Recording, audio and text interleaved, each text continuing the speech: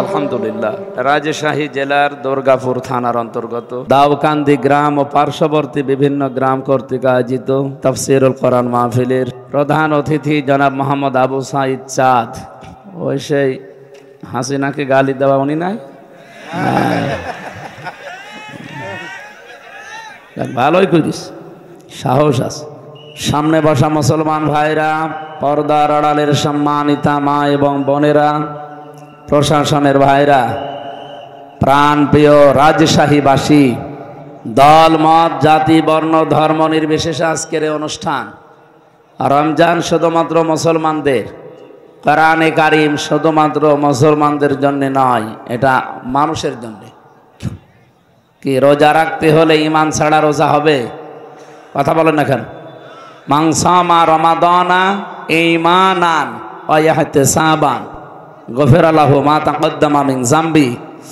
নবীজি বলেন, যে ব্যক্তি রমজান মাসে ঈমানের সাথে এবং ইহতিসাব মানে হিসাব নিকাশ করে করে, এই দুইটা শর্ত মেনে যারা রোজা রাখতে পারে, গফিরা লাহু মা তাকদ্দামা মিন যামবিহি, তার পেছনের যত অপরাধ ছিল সব আল্লাহ মাফ করে দেয়। আর আমরা এটা জানি, যাদের অপরাধ মাফ হয়ে যায়, এই যে পুলিশ যারা বসে আছে, এনাদের এখানে থানা আছে না? এই এলাকায় যারা ক্রিমিনাল, যারা অপরাধী, দেখবেন ওনাদের থানায় একটা চার্ট টাঙানো আছে যে এই এই লোক এলাকায় অপরাধী। ওদেরকে যদি ধরতে পারে জামায় আদর করে নিয়ে যাবে না, পিটাবে, যদি যেতে না চায় ধাক্কা দেবে, হাঁকাবে, বিভিন্ন কায়দা আছে ওনাদের। এখন এই যে পুলিশের এই ধাক্কা, হাঁকানো, পিটানো, ওখানে নিয়ে যাওয়ার পরে যদি উনি জামিন পেয়ে যায়,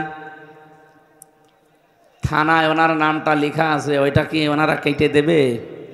না। যদি আবার অপরাধ করে আর একবার লেখা হবে, আবার অপরাধ করলে আবার লিখবে। আল্লাহ তাআলা বলেন, আমার নিয়মটা আলাদা। আমার বান্দা বান্দিরা ভুল করে, অপরাধ করে, যদি একবার তাওবা করে জীবনের মতো ফিরে আসতে পারে, ওর অপরাধীর খাতায় আমি আর নামটা রাখি না, পুরাটা ডিলিট করে দিয়ে যত অপরাধ ছিল ওই জায়গাটা নেকি দিয়ে পাল্টিয়ে দেই। জবান খুলে বলেন আলহামদুলিল্লাহ। এই সুযোগ আল্লাহ সবাইকে দেয়নি, যারা তাওবা করে তাদের জন্য। এই জন্য ইস্তেগফার আর তাওবা এই দুইটা কিন্তু এক জিনিস না। আপনি ইস্তেগফার সবসময় পড়েন, আস্তাগফিরুল্লাহ আস্তাগফিরুল্লাহ পড়েন, গুনাহ মাফ হবে। কিন্তু তাওবা করলে শুধু গুনাহ মাফ হয় না, ইল্লা মান তাবা ওয়া আমানা ওয়া আমিলা আমালান সালিহা ফাউলাইকা ইউবাদদিলুল্লাহু সাইয়্যাতিহিম হাসানাত। সূরা তাওবার এটা ৭০ নম্বর আয়াতে আছে। আল্লাহ তাআলা বলেন, যে মানুষগুলো তাওবা করে ভালো হওয়ার নিয়ত করে যে আমি ভালো হয়ে যাব, এই নিয়ত আমাদের এই রমজানে নেই। কথা বলেন না কেন? 11 মাস যারা মেয়ে লোক দেখলে তাকায়, এই মাসে আর তাকাবে না। ঠিক মানে এটাই ঠিক হওয়া লাগবে।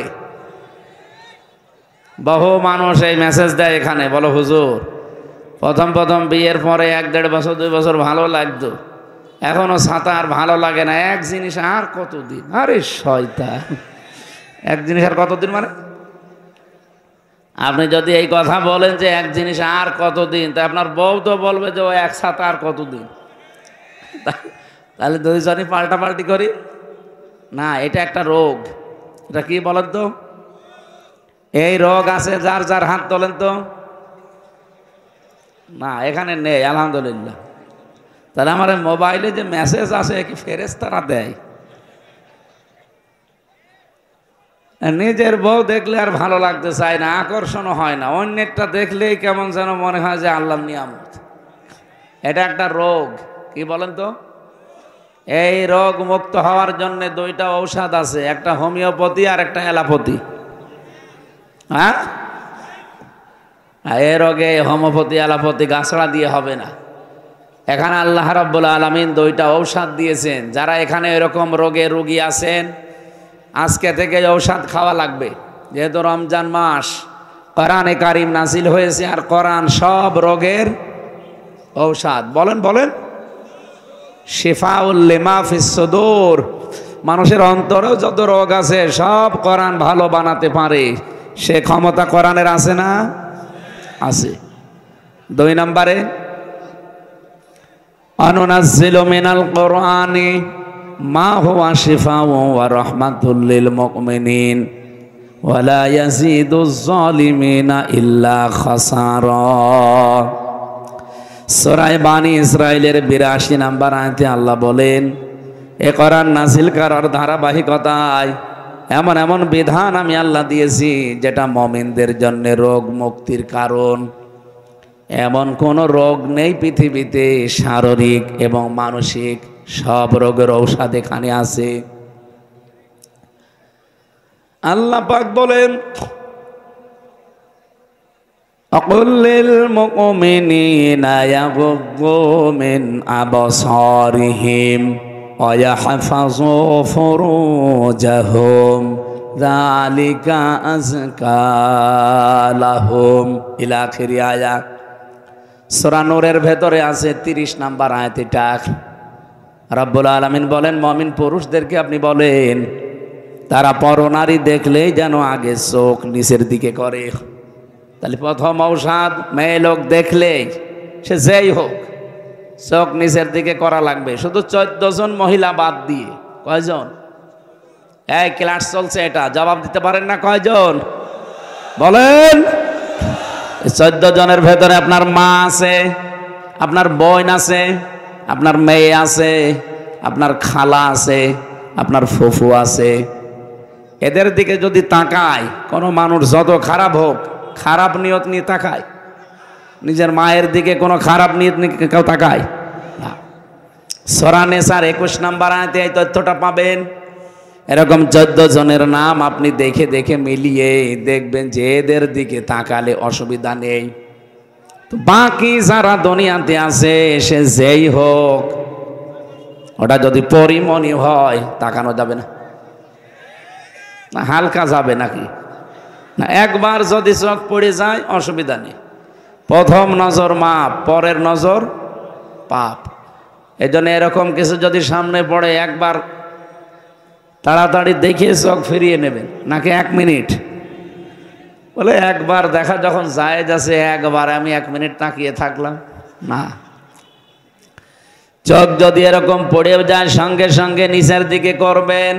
আমি আবার বলছি, মেয়ে লোকের দিকে তাকানো যাবে না তা না। কয়জন বলেন বলেন?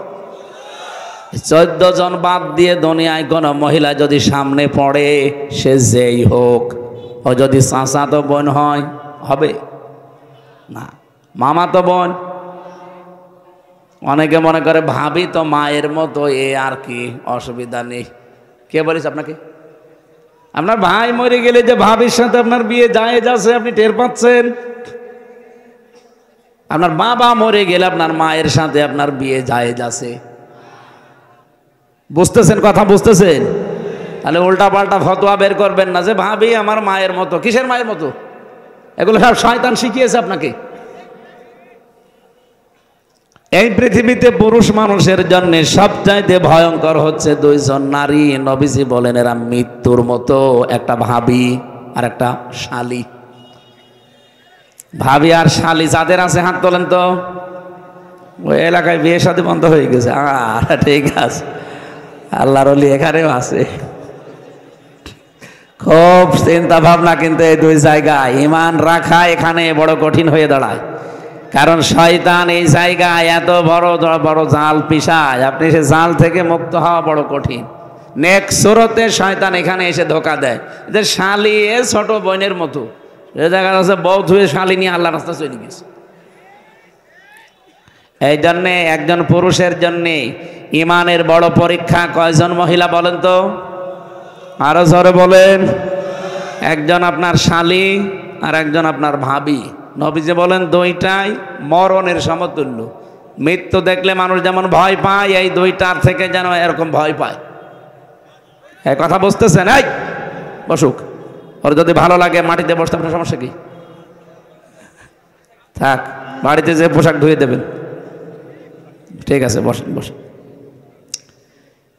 দ্বিতীয় নম্বর, একজন মেয়ে লোকের জন্য দুইজন পুরুষ মানুষ সব চাইতে বড় ভয়ঙ্কর। এদের কাছে ঈমান রাখা না রাখা কষ্ট হয়ে পড়বে। আল্লাহর নবী এই দুইজন পুরুষকেও মৃত্যু সমতুল্য ঘোষণা দিয়েছেন। একজন দেবর, নাম কি?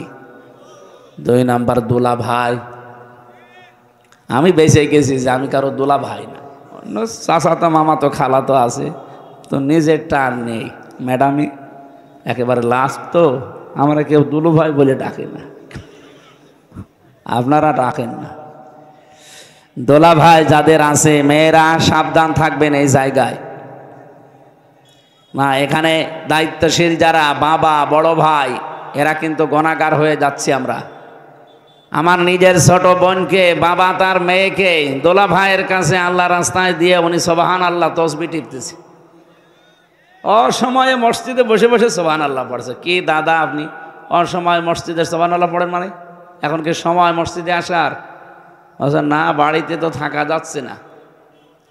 ওই মেজ মেয়ের দেবর এসেছে, আমার ছোট মেয়ে নিয়ে যাই আর কি ফাজলামি চলছে, বাড়িতে আর থাকতে পারলাম না, এই জন্য মসজিদে এসে সুবহানাল্লাহ পড়ছি।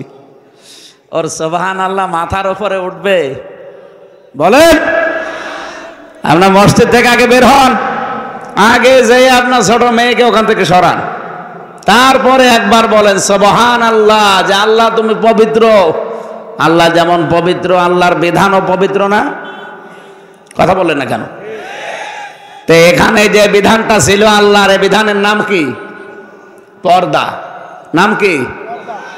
এই যে শালীর সাথে দোলা ভাইয়ের এখানে পর্দা ছিল না, এই বিধানটা আপনি নষ্ট করে মসজিদে সুবহানাল্লাহ পড়ছেন, জীবনও হবে না সুবহানাল্লাহ। কারণ আল্লাহ পবিত্র, তার বিধানও আপনাকে পবিত্র রাখা লাগবে, পরিবারকে, সমাজকে, রাষ্ট্রকে। আর আমরা এটাই চাই। আপনি এইটাকে যদি কেউ রাজনীতি মনে করে, এই যে চাঁপাইনবাবগঞ্জের হারুন আর হারুনের বউ দুইজন মিলে এই আগস্টের 5 তারিখের পর থেকে আরম্ভ করিস, যে দেশের আলেমরা, ধর্ম ব্যবসায়ী, এরা রাজনীতি করে, এমনকি একটা দলের নাম ধরে বিষোদ্গার করে। এগুলোর মাথা খারাপ হয়ে গেছে। কারণ বাংলাদেশে আন্তর্জাতিক যে জরিপগুলো এখন মাসে মাসে প্রকাশ পায়, আর কিছু মানুষের মাথা খারাপ হয়ে যায়। আপনি টের পাচ্ছেন এদেশের অবস্থা এখন? খ্রিস্টানরা রিপোর্ট পাঠিয়েছে, আমরা বানাইনি ভাই। খ্রিস্টানরা তো আমাদের এমনি দেখতে পারে না, তারা আন্তর্জাতিকভাবে 257টা দেশের রিপোর্ট বানিয়েছে। আমি 2টা পড়লাম। এটা এই যাকে কোরআন শরীফ আমার সামনে, আমি বানিয়ে বলছি না, আমি 2টা পড়েছি। 1 নম্বরে এই 257টা দেশ পৃথিবীতে। মাইক্রোসফট নাম শুনেছেন? এটা তো সব মুসলমানরা চালায় নাকি? এরা রিপোর্ট বের করে জানাচ্ছে 257টা দেশে যারা ক্ষমতায় ছিল, এর ভেতরে 10 জন সবচাইতে নিকৃষ্ট মানুষ। তার 1 নম্বরে হাসিনা, 2 নম্বরে বাশার আল আসাদ, 3 নম্বরে নেতানিয়াহু। যাদের নাম বলছি সব তো আল্লাহর ওলি। যাই হোক, আমি কিছু মনে করতাম না, কিন্তু 1 নম্বরে নামটা আমাদের কন্যার। কি কন্যা পেলাম আমরা বলেন? এমন একটা কন্যা পেয়েছি, ওনার নাম পৃথিবীর নিকৃষ্ট মানুষদের তালিকায় 1 নম্বরে। এটাকে আমি বানিয়েছি? বলেন তো, পৃথিবীর মানুষের তৈরি করা তালিকায় যদি উনি একটা হাসি মানুষ, ওনারে কেন 1 নম্বরে দিয়েছে? আয়না ঘরের কারণে। এটা যে মানবতার সাথে কত বড় কৌতুক, আমি নিজে তো টের পেয়েছি 10 দিন। 3 বছর জেলে থেকেও আমি এত কষ্ট পাইনি, ওই 10 দিনে যে ঝড় আমার উপর দিয়ে গেছে। আর যারা 8 বছর পড়ে আছে, ব্যারিস্টার আরমানের মতো, আমান আজমির মতো 10 বছর পড়ে আছে, বলেন তো তারা কি অবস্থায় পার করেছে? 8টা বছর, 10টা বছর। নিজেকে ওই জায়গায় একটু দাঁড় করান, আপনি 5 দিন থাকতে পারবেন? এই অবস্থা তৈরি করার পরে তারা তালিকা বের করেছে যে পৃথিবীর নিকৃষ্ট মানুষ এই মেয়েটা। এত কঠিন হতে পারে মানুষের হৃদয়? রিমান্ডে আমার আগে একজনকে নিয়ে গিয়েছিল, ওই সময় ছাত্র দল করত, চট্টগ্রামে বাড়ি। ওর পরে আমার সিরিয়াল ছিল যে আমারে নিয়ে আমারে নখগুলো তুলবে। এই যে পুলিশ বসে আছে, এরা এগুলো করত, এরা না, এদের ভাইরা এদের বললে তো ঝামেলা, কারণ আমার দোলা ভাইও পুলিশ, ছাতা বাজে দোলাভাইয়ের ঘাড়ে পড়বে। যেন পুলিশ সব দেখলে দুলাভাই মনে হয় না। আমরা এমনি শ্রদ্ধা সম্মান করি এদেরকে, কারণ যেই দুইটা চোখ, একটা আল্লাহর ভয়ে কাঁদে, আর এদের মতো যারা জনগণের জান মাল ইজ্জত আবরু পাহারা দেয়, এই দুইটা চোখ আল্লাহ জাহান্নামে দেবে না। এই জন্য আপনারা যারা প্রশাসনে আছেন, এই চাকরিটা শুধু চাকরি না, এটা একটা ইবাদত। মনে করবেন মহান পেশায় আছি, এই পৃথিবীর শ্রেষ্ঠ পেশা এই প্রশাসনের পেশা। কারণ নবীজি তাদের নাম ধরেই বলেছে, এদেরকে আল্লাহ পাক কোনোদিন জাহান্নামে এই চোখ এক জায়গায় জ্বালাবেন না। সুবহানাল্লাহ বলতে পারেন না? তাহলে এই পোশাকটা পরে যে দায়িত্বে আছে, এটা কি শুধু দায়িত্ব? এটা একটা ইবাদত। অথচ এই দায়িত্বটাকে এই 15.5 বছরে যারা ছিল, এই পোশাকটার অমর্যাদা করে ফেলেছে কিছু কোলাঙ্গার অফিসার। উপর থেকে যা নির্দেশ দিছে এরা তাই পালন করতে গিয়ে আজ এখন আমরা এই পোশাকটাকে অনেকে ঘৃণা করি। না, পোশাকটার সমস্যা না, সমস্যা ওই কিছু মানুষের। আল্লাহ তাদের যেন ডবল শাস্তির ব্যবস্থা করে। পৃথিবীতে যে যতটুকু অপরাধ করবে, ওই অপরাধের ডবল শাস্তি আল্লাহ দুনিয়া আখেরাত মিলে তাকে দান করবে। এই জন্য যাদের কারণে এদের এই বিভাগটা আজকে নষ্ট, মানুষের কাছে কালার হয়ে আছে, আল্লাহ যেন তাদেরকে না ছাড়েন। এমন দৃষ্টান্তমূলক শাস্তির ব্যবস্থা যেন আল্লাহ করেন, তারা যেন নিজ থেকে অন্তত তওবা করার সময় আর না পায়, কারণ তাদের তওবা কবুলও হবে না। মানুষ যখন অপরাধ করতে করতে সীমা অতিক্রম করে চলে যায়, তখন আল্লাহ বলেন ইন্নামা নুমলি লাহুম লিয়াজদাদু ইসমা ওয়া লাহুম আযাবুম মুহিন। মানুষ যখন পাপের বোঝা ছাড়িয়ে যায়, তখন তাদেরকে অপমানজনক শাস্তি দেয়। আমরা আগস্টের 5 তারিখের পর থেকে দেখতে পাচ্ছি, জালেমদের আল্লাহ যা দিয়েছে এর চাইতে অপমান আর কি করবে।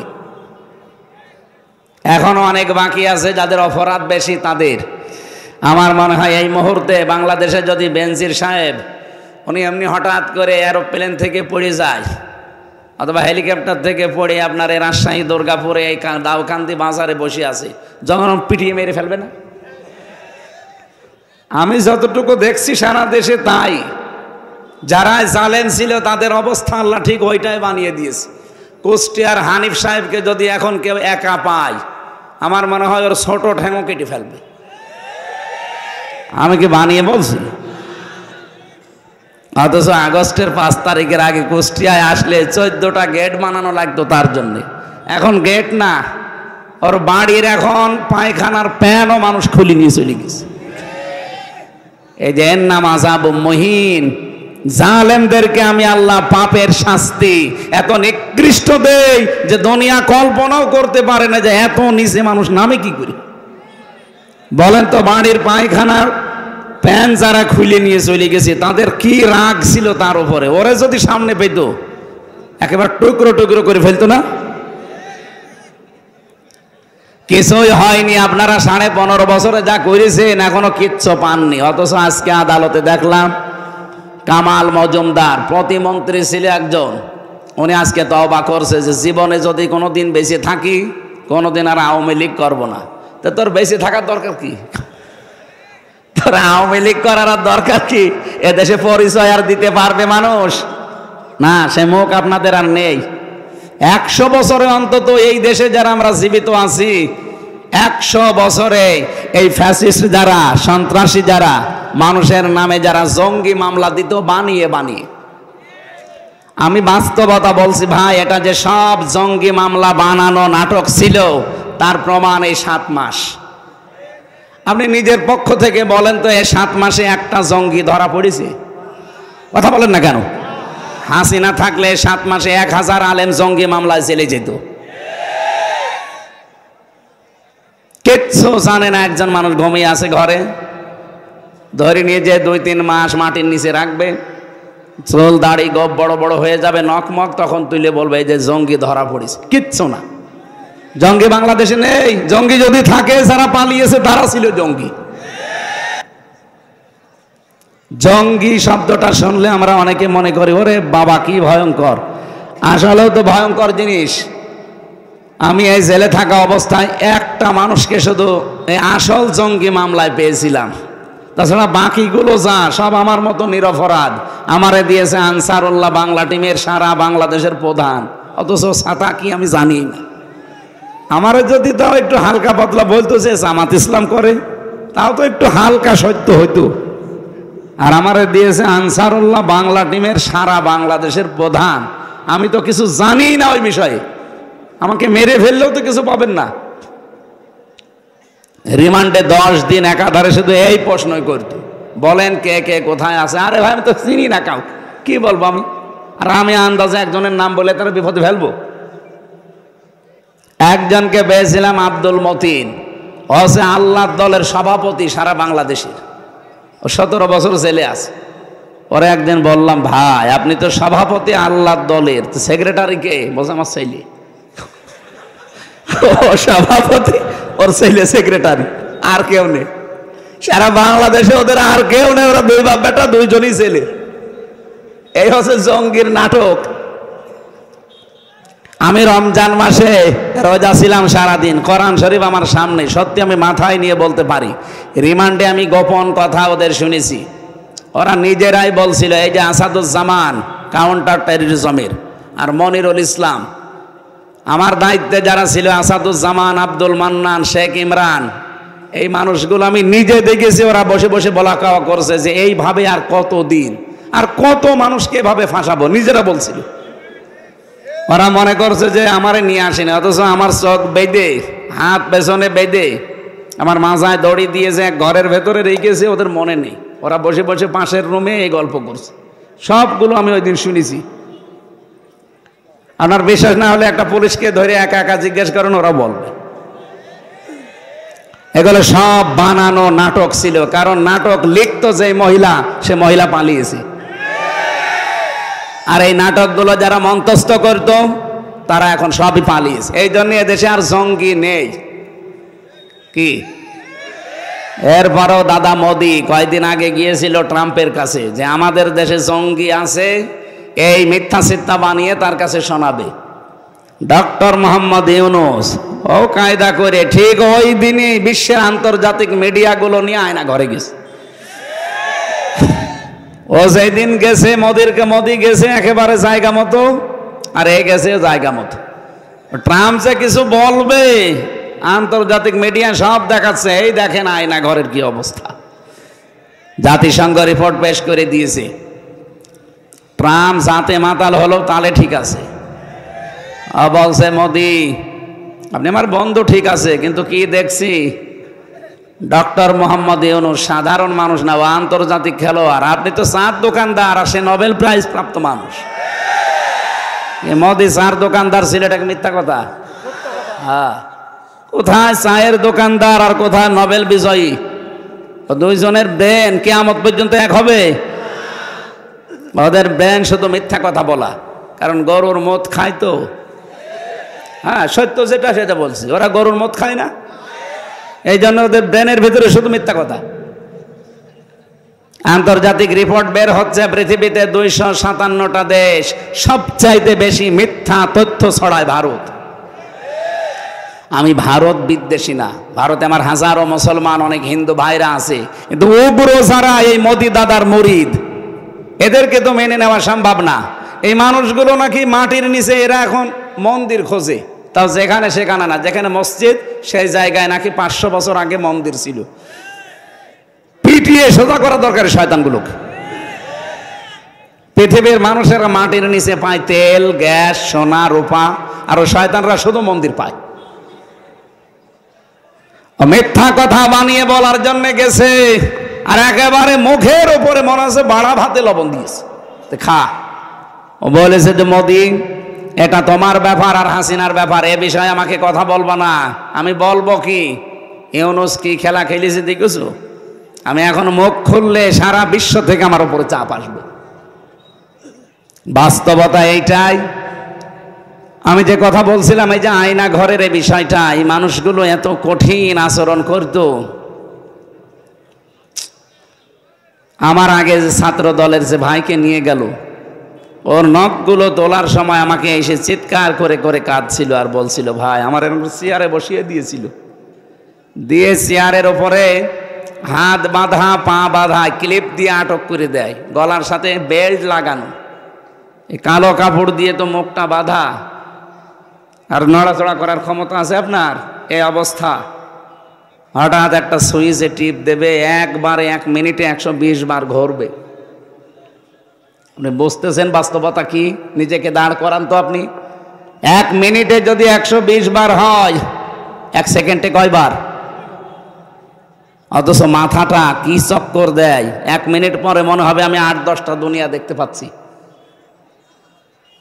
এর ভেতরে ফ্রন্টাল লব আছে। যারা বিজ্ঞানী, যারা এই যে চিকিৎসা নিয়ে কাজ করে, দেখেন মাথার ভেতরে আল্লাহ ফ্রন্টাল লব দিয়েছে, প্যারাইটাল লব দিয়েছে, অক্সিপিটাল লব দিয়েছে, টেম্পোরাল লব দিয়েছে, এরপরে মোটর কর্টেক্স দিয়েছে, সেন্সরি কর্টেক্স দিয়েছে, লব দিয়েছে। রাজশাহী বিভাগ তো চিকিৎসায় অনেক উন্নত। যারা ডাক্তার আছে জিজ্ঞাসা করেন কি সূক্ষ্ম জিনিসের ভেতরে। 1 মিনিটে 120 বার ঘুরলে আপনি এমনি 8-10টা দুনিয়া দেখবেন। এরপরে মেশিন আমাকে দেখিয়েছে, এরকম একটা মেশিন নিয়ে আসে, এ হাতের সাথে পায়ের সাথে লাগানো, শুধু একবার টেপ দিলে নখগুলো সব একবারে খুলে চলে আসবে। আমি যদি মিথ্যা বলি, কোরআন শরীফ আমার সামনে, পুলিশকে জিজ্ঞাসা করেন, ওরা যদি ওইরকম দায়িত্বে থাকে জিজ্ঞাসা করেন, একবারে নখ খুলে চলে আসে। সব নখ খুলে চলে আসলে তো ফিনকে দিয়ে রক্ত বের হয়, তখন লবণ ছিটিয়ে দেয়। আমি নিজে এগুলো ফেস করে এসেছি, আমার বলতে ভয় লাগে, অথচ এগুলো পার করে আসলাম। মানুষ 5 দিন 10 দিন এভাবে থাকতে পারে, কল্পনায় আসে। 8 বছর কাটিয়েছে একটা মানুষ, 10 বছর কাটিয়েছে।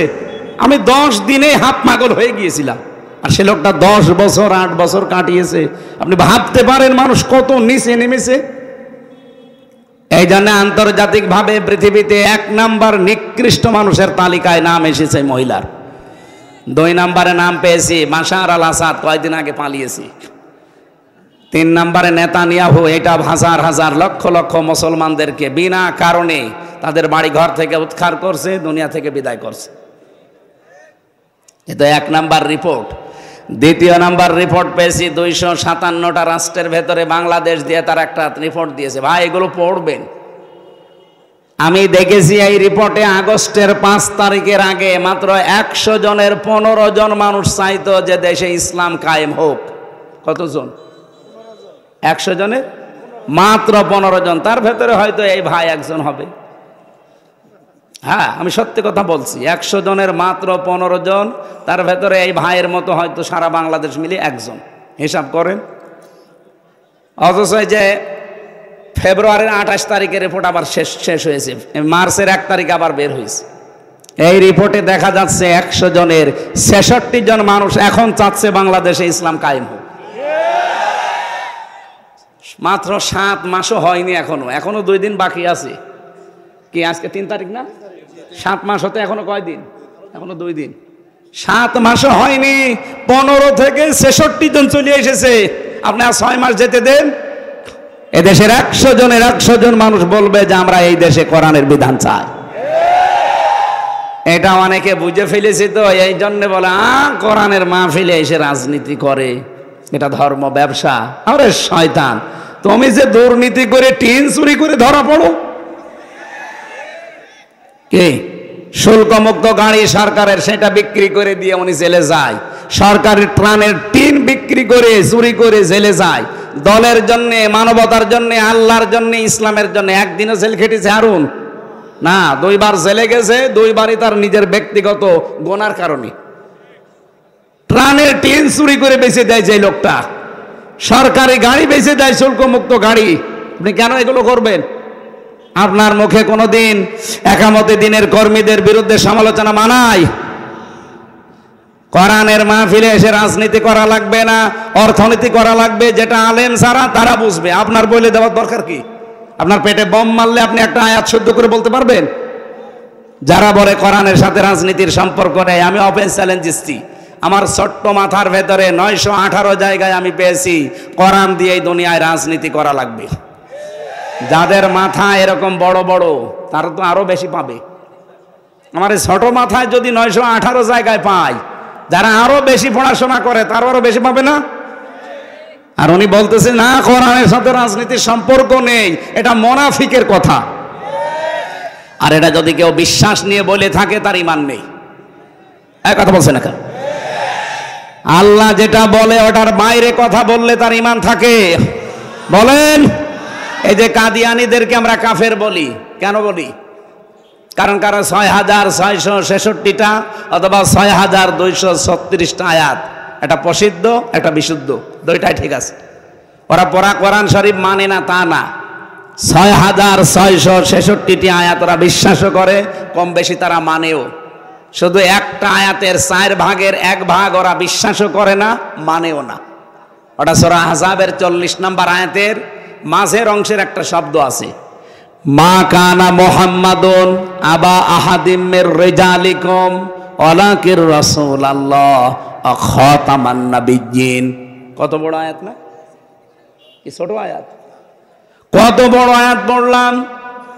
ওরা পুরা কোরআন শরীফের অন্য আয়াত তো বিশ্বাস করেও মানেও, এ আয়াত মানে প্রথম 3টা মানে। মা কানা মুহাম্মাদ ঠিক আছে, আবা আহাদিম মির রিজালিকুম এটাও ঠিক আছে, ওয়ালাকির রাসূলুল্লাহ এইটাও ঠিক আছে, কিন্তু খাতামান নাবিয়্যিন আমাদের নবী শেষ নবী এটা ওরা মানেও না, বিশ্বাসও করে না। ওরা বলে গোলাম আহমদ কাদিয়ানী শেষ নবী। আপনি শুধু নাউজুবিল্লাহ পড়ে শেষ করে দিলেন, এখান থেকে কিছু নেওয়া যায় না। কোরআন শরীফে আমি নিজে দেখেছি ওদের কাদিয়ানীদের মসজিদ ঢাকার বকশীবাজারে ওই যে আলিয়া মাদ্রাসার পাশে আহমদিয়া জামাতের মসজিদ আছে, গেটে একজন দারোয়ান বসে আছে, যারে তারে ঢুকতে দেয় না। ওদের বিশ্বাসে যারা বিশ্বাসী তাদেরকে ঢোকায়। ওরা কিন্তু আমাদের মতো আজান একামত দিয়েই নামাজ পড়ছে, সূরা ফাতিহা দিয়েই নামাজ পড়ছে, কিন্তু খাতামান নাবিয়্যিন এইটা ওরা বিশ্বাস করে না, ওরা মানে না, বলে না এইটুকু বানানো। কোরআনে কারিমের শুধু এতটুকু একটা শব্দ, 4টা মাত্র অক্ষর, খ আলিফ তা মিম, খাতাম। খাতাম মানে শেষ। এই শেষ শব্দটা ওরা মানতে চায় না। ওরা মুহাম্মদুর রাসূলুল্লাহকে শেষ নবী বিশ্বাস করে না, মানে না। ওদের বিশ্বাস, ওদের মানার বিষয় যে গোলাম আহমদ কাদিয়ানী শেষ নবী। এতটুকু অস্বীকার করার কারণে যদি ওরা কাফের হয়, কাদিয়ানীদের সাথে মুসলমানদের ছেলে মেয়ে বিয়ে দেওয়া জায়েজ নেই, এটা আলেমরা জানিয়েছে। তাম দুনিয়ার সব আলেমরা একমত যে কাদিয়ানীদের সাথে ছেলে মেয়ে বিয়ে দেওয়া যাবে। ইহুদিদের সাথে যাবে, খ্রিস্টানদের সাথে যাবে, হিন্দুদের সাথে যাবে। বলেন বলেন। ওদের সাথে যদি না যায়, এতদিন আপনি মিথ্যা কথা মানুষকে জানালেন কেন যে আমাদের সাথে স্বামী স্ত্রীর সম্পর্ক? বলেন। দুনিয়ায় একদিকে হয়ে যেতে পারে, ও দাদার সাথে তো আমাদের কন্যার বিয়ে জীবনেও সম্ভব না, কারণ দাদা হচ্ছে ফুল হাতা আর আমরা হাফ হাতা। আমরা হাফ হাতা না, দাদা ফুল হাতা। এখন যদি হাফ হাতা করা লাগে এই বয়সে, হাজাম পাবেন কোথায়? আর ও বুড়ো মানুষ, ওর যদি এখন মুসলমানে দেওয়া লাগে, ও হাজামও লাগবে বুড়ো। আর কেউ চোখ খুলে কাটতে পারবে ওই জিনিস? চোখ বন্ধ করে কাটা লাগবে। শেষে দেখা যাচ্ছে আগা কাটতে যে গোড়া কেটে দিচ্ছে। জীবনের মতো বিয়ে করা 7 মিনিট যাবে। এই জন্য এতদিন যারা বলতেন যে আমাদের স্বামী স্ত্রীর সম্পর্ক, তাহলে এটা মিথ্যা কথা। আমি কি এটা বানিয়ে বলছি? সূরা বাকারা 2 নম্বর পারা 14 নম্বর পৃষ্ঠার 4 নম্বর লাইনের 221 নম্বর আয়াতের মাঝের অংশে আছে, আলা তুনকিহুল মুশরিকিনা হাত্তা ইয়াকুমিনু। রব্বুল আলামিন বলেন, যতক্ষণ কোন মুশরিক পুরুষ ঈমান না আনবে, মুসলমান না হবে, ততক্ষণ তার সাথে মুমিনা নারীর বিয়ে দেওয়া। এটাও মনে হয় আমি বানালাম না? আমি এই আয়াত সামনে নিয়ে কিন্তু এই ফতোয়াটা দিলাম যে যতক্ষণ একজন মুশরিক, একজন কাদিয়ানী, একজন ইহুদি, একজন খ্রিস্টান এরা মুসলমান না হবে, ততদিন পর্যন্ত তাদের সাথে কোনো মুমিনা নারীর বিয়ে দেওয়া। এক কথা বলেন না কেন? জায়েজ আছে। এই আয়াতের উপরে তাফসির করেছিলাম সিঙ্গাপুরে, যে ওরা কাফের, ওদের সাথে মুসলমানদের সন্তানদের বিয়ে দেওয়া জায়েজ নেই। ওই আগস্টের 5 তারিখের পরে আমার কয়টা অনুষ্ঠান ছিল সিঙ্গাপুর, মালয়েশিয়া, থাইল্যান্ড, এই দেশে। আমি ওখানে প্রায় হাজার হাজার মানুষ কথা বলেছিলাম এই কায়দায়। কে? ও হ্যাঁ, ওনারা দেখলেও মনে হয় সব হয়। আমার মন মতো একটা মানুষ। আমি ওই সময় জেলে ছিলাম, উনি যখন ওই কাজটা করেছিল। বুকের পাঠা আছে। রাজশাহীর কৃতি সন্তান। আল্লাহ রাব্বুল আলামিন তার মাথাকে যেন আরো উঁচা করে। এই আপনি দাঁড়িয়ে আছেন মানে? বসেন বসেন।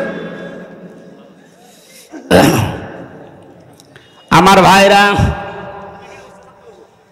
যেই কথাটা তুলছিলাম, পৃথিবীর নিকৃষ্ট মানুষদের তালিকায় যাদের নাম এসেছে শুধু আয়না ঘরের এই নির্যাতনের কারণে, বিশ্বের আন্তর্জাতিক মিডিয়াগুলো কিন্তু আজ এগুলো দেখিয়েই দিয়েছে অলরেডি।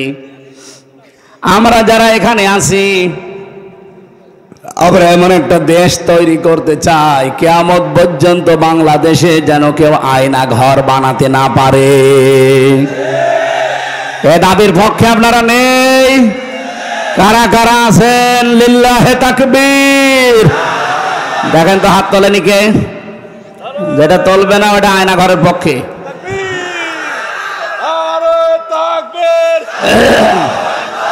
আল কোরআনের আলো, ইসলামের শত্রুরা হুঁশিয়ার, তাকবীর। আলহামদুলিল্লাহ ভাই, রমজান মাস তো এখনো 2টা কাজ সামনে বাকি, সেহরি খাওয়া, তাহাজ্জুদ পড়া। এই জন্য আমরা বেশি রাত করতে পারবো না, খুব তাড়াতাড়ি শেষ করব। আমরা অন্তত যেগুলো তথ্য তুলেছিলাম এগুলো যদি সামারাইজ করে বলতে হয়, এক কথায় জবাব দিতে হয়, কোরআনে কারিমে পৃথিবীর শুধুমাত্র মুসলমানদের জন্য না, এটা সবার জন্যে। এই জন্য অন্য ধর্মের মানুষও, দুর্গাপুর নামটা দেখে মনে হচ্ছে অন্য ধর্মের মানুষ এখানে আছে। এই জন্য অন্য ধর্মের মানুষও যদি এই দেশে এখানে থেকে থাকেন, আপনাদেরকে ওয়েলকাম জানাচ্ছি, স্বাগতম জানাচ্ছি। আজকের এই অনুষ্ঠান শুধুমাত্র মুসলমানদের জন্য না, এটা সবার জন্য। এক কথা বলেন না কেন? মানুষ পদবাচ্চে যারা বিবেচিত, সবার জন্য আজকের এই অনুষ্ঠান। কথা বলেন ঠিক কিনা? না, ধর্ম যার যার উৎসব, সবার এই কথা বলা যাবে না। এটা উৎসব না, এটা কোরআনের অনুষ্ঠান, এটা সবার জন্যে। কিন্তু ধর্ম যেটা আমি ধর্মীয় ভাবে পালন করি, যে ফরজ নিয়মগুলো এবাদত মনে করে, ওইগুলো কিন্তু সবার জন্য না। যেমন নামাজ, এটা কি হিন্দুদের জন্যে, খ্রিস্টানদের জন্যে? বলেন বলেন। লাকুম দীনুকুম ওয়ালিয়া দীন, এই আয়াত অনুযায়ী ধর্ম যার যার উৎসব তার তার।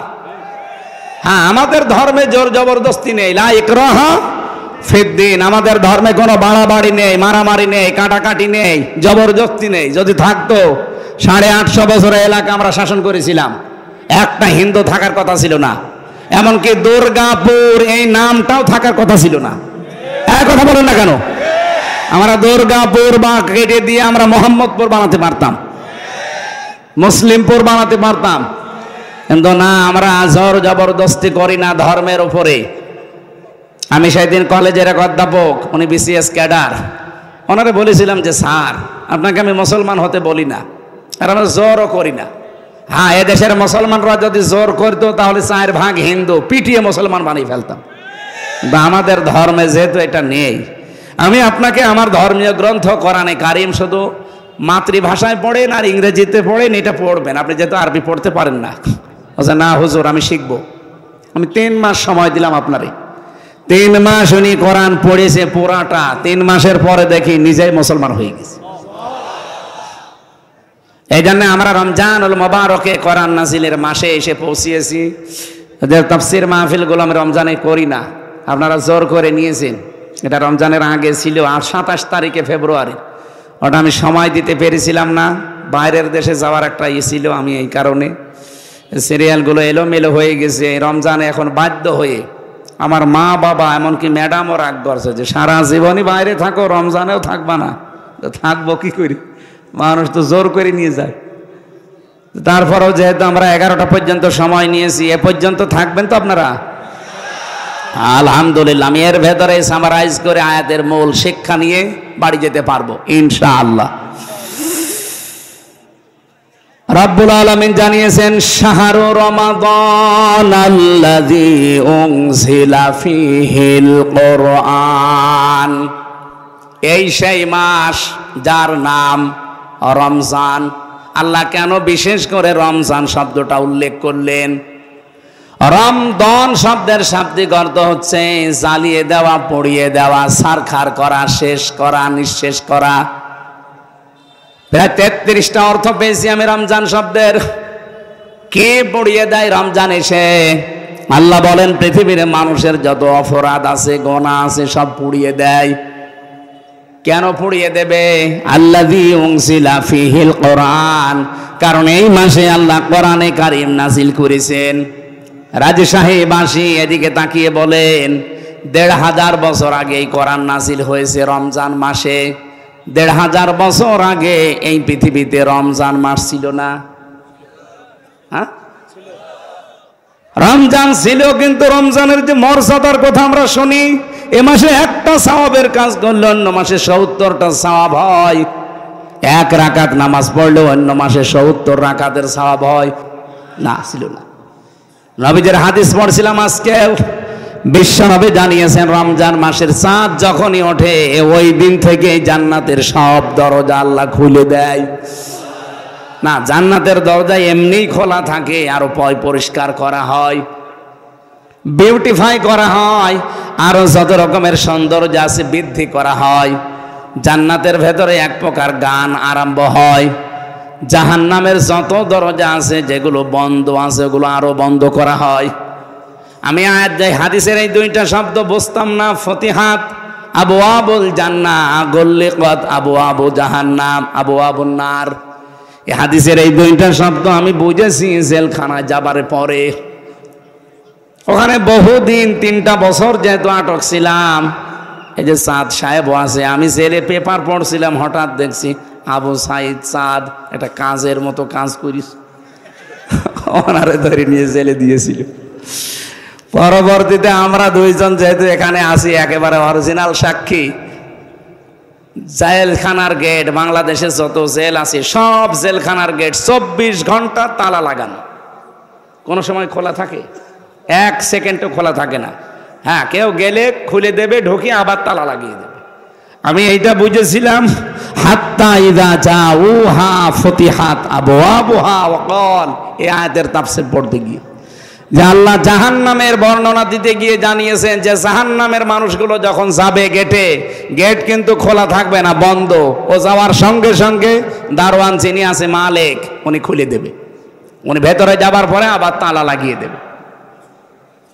কিন্তু জান্নাতের কথা আয়াতের পরে আছে সূরা জুমারে। রব্বুল আলামিন বলেন, হাত্তা ইযা জাউহা ওয়া ফুতিহাত আবওয়াবুহা। এই যে মাঝখানে ওয়া আছে আর আগেরটায় ওয়া নেই। আল্লাহ বলেন, জান্নাতি মানুষগুলো যখন জান্নাতের গেটে যাবে, ও জান্নাতের গেটে যাওয়ার আগে যা দরজা ছিল এমনি খোলা থাকবে। এখানে জাহান্নামের দরজার সাথে জেলখানার দরজার একটা তুলনা পেয়েছি। জাহান্নামের দরজাগুলো সব বন্ধ আছে, ওগুলো আরো শক্ত করে তালা লাগানো হয়। জান্নাতের দরজা খোলা আছে, আরো উন্মুক্ত করে দেওয়া হয়। সুলসিলাতি শায়াতিন, আর শয়তান যত আছে সব শয়তানকে শৃঙ্খলিত করা হয়, বেঁধে রাখা হয়। আমার মাঝে মাঝে প্রশ্ন আসে, আল্লাহ, শয়তান যদি নবীর হাদিস অনুযায়ী সব বাধায় থাকে, তে রমজান মাসেও মানুষ শয়তানি করে না? গতকালকেও তো ডাকাতি হয়েছে শুনলাম। ডাকাতি হওয়া কি ভালো কাজ না শয়তানি কাজ? এটা করল কে? না না, শয়তান বাধা আছে ঠিক। এই যে এখানে যদি একটা ফ্যান দেন, এই ফ্যানটা আপনি হঠাৎ বন্ধ করে দিলে কি 1 সেকেন্ডেই বন্ধ হয়ে যাবে? বলেন বলেন। সুইচ অফ করার পরেও কিন্তু 1-1.5 মিনিট ঘুরতেই থাকবে। আপনি লোহাকে গরম করে রেখে দেন, 1 মিনিটেই ঠান্ডা হয়ে যাবে না, কয়েক মিনিট সময় লাগবে। কথা বলেন ঠিক কিনা? আমরা যারা 11 মাস অপরাধে লিপ্ত থাকি, গোনার কাজকে গোনাই মনে করে না, এই মানুষগুলো 11 মাস অপরাধ করতে করতে করতে রমজান এসে পৌঁছায়। রমজান মাস আসলে যেহেতু শয়তান বাধা পড়ে যায়, শৃঙ্খলিত হয়ে যায়, এই মানুষটার ভেতরেও শয়তানি আর কাজ করে না। 11 মাস যে ফোর্স ছিল, এই ফোর্সটা তো আর বাধা নেই, চলতেই থাকে চলতেই থাকে। এই জন্য 1 মাস পার হয়ে যায়, শয়তান আবার ছাড়া পায়, ও আবার তখন গিয়ারে পা দেয়। আমরা যেন এই কাজ আর সামনে না করি। রমজান এসেছে আমাদেরকে বেঁধে ফেলার জন্যে, সংযমী হওয়ার জন্যে। আল্লাহ পাক বলেন, রমজান এই কোরআন শরীফ আমি নাজিল করলাম, এর আগেও তো রমজান ছিল, এর দাম ছিল না, শয়তান বাধা হইতো না এর আগে রমজানে। জান্নাতের দরজাগুলো আরো বেশি উন্মুক্ত করা হতো না, জাহান্নামের দরজাগুলো আরো এইটিয়ে দেওয়া হতো না। খালি মাত্র কোরআনের কারণে এই যে এইগুলো সব আমি করি, এত মর্যাদা দিয়েছি কোরআনের কারণে রমজানকে। রাব্বুল আলামিন বলেন, রমজানের দাম এত বাড়ার পেছনে কারণ হচ্ছে যেহেতু কোরআন, তোমাদের উচিত হবে রমজানে কোরআনের সাথে সম্পর্ক বৃদ্ধি করে রমজানের আসল ফায়দা হাসিল করা। দুঃখজনক হলেও সত্য, 2 দিন পার হয়ে 3 দিন চলছি আমরা, অথচ এখনো অনেক মানুষ কোরআনের কাছে আসা আরম্ভ করেনি। আরে বিয়েতে যারা বরযাত্রী যায়, 1000 বরযাত্রীর কোনো দাম নেই বর ছাড়া। কথা বলেন না কেন? এখান থেকে একটা মাসলা যেহেতু মনে এসেছে বলছে, এদিকে তাকান। যদিও বিয়েতে বরযাত্রী যাওয়া মুসলমানদের জন্য জায়েজ নেই, এটা হিন্দুদের কালচার। ওরা বিয়ের দিনই মেয়েকে যা দেবে সব দিয়ে দেয়। কি কথা বুঝতেছেন? বরযাত্রী যাওয়া এটা মুসলমানদের ধর্মে আছে? নেই। হ্যাঁ, মুসলমানদের আছে অলিমা। কি আছে বলেন বলেন বলেন তো? অলিমা ছেলের বাড়ি হয় না মেয়ের বাড়ি? ছেলের বাড়ি। অথচ আমাদের দেশে পুরা ইসলাম আমরা পাল্টিয়ে ফেলেছি, অলিমার খবর নেই। এখানে অধিকাংশ মানুষ বিয়ে করার সময় বরযাত্রী নিয়ে যাচ্ছে মেয়ের বাড়ি 200-300। আজকের প্রধান অতিথিকেও জিজ্ঞাসা করেন, উনি অলিমা করেছে না বরযাত্রী নিয়ে গেছে? বলেন কি? বিয়েতে যে বরযাত্রী নিয়েছেন না অলিমা করেছেন? দেখেন, উনিও ইসলাম মানে নাই। প্রধান অতিথি যদি না মানে না, প্রধান বক্তাও মানে নাই, কারণ আমিও 10 জন নিয়ে গিয়েছিলাম। আমি ওই সময় এটা জানতাম না। আমরা যেহেতু এখন জানি, এখন থেকে আর কেউ বরযাত্রীর দাওয়াত দিলে যাবেন না, না আর কোনো সুযোগ নেই। এখন থেকে আর যাওয়া যাবে না, অলিমায় যাবেন। কি কথা বুঝতেছেন? বারবার বলছি এই কারণে, কারণ আমার 3টা মেয়ে, আমার ছেলে নেই, আমার বাঁচা লাগবে না। না তারপরেও যেহেতু ইসলামে নেই, আমরা এটা আর সামনে যেন না করি। আমরা যেহেতু বুঝি যে বরযাত্রীর কোনো মূল্য নেই, 1000, 2000, 5000 হলেও যদি বর না থাকে, এমনকি যদি বর না এসে বরযাত্রী খাবার আগেই খেয়ে নেয়, মেয়ের বাবা আমার মনে হয় পিটিয়ে খাবার আবার বের করে নেবে। এ কথা বলেন না কেন? যেই দাম মর্যাদা, এত ইজ্জত রমজানের, সব গোনা পুড়িয়ে দেবে তারা আসল বরকে। সেইটাই আপনি জানেন না, তার সাথে আপনার সম্পর্ক ভালো না। কেন আজকে থেকে নিয়ত করা যাচ্ছে না, পাক্কা নিয়ত যে 1 মাসের ভেতরে আল্লাহর কালাম আমি শিখবই? তাও যেমন তেমন ভাবে না, এটা আমি শিখবো একেবারে শুদ্ধ করে। আমরা যারা মুসলিম আছি, অন্তত যেখানে আছি ওই জায়গা থেকে আজকে নিয়ত করে যান যে রমজানে আমি কোরআন শিখবই। অনেকে মনে করতে পারে আমার 70 বছর বয়স, আমার দাঁত পড়ে গেছে, আমার হবে হবে না। মানে আমার বাবার বয়স তো কত, এখন প্রায় 64-র উপরে হবে। উনি এখন কায়দা পড়া আরম্ভ করেছে আমার ছোট মেয়েটা দেখে দেখে।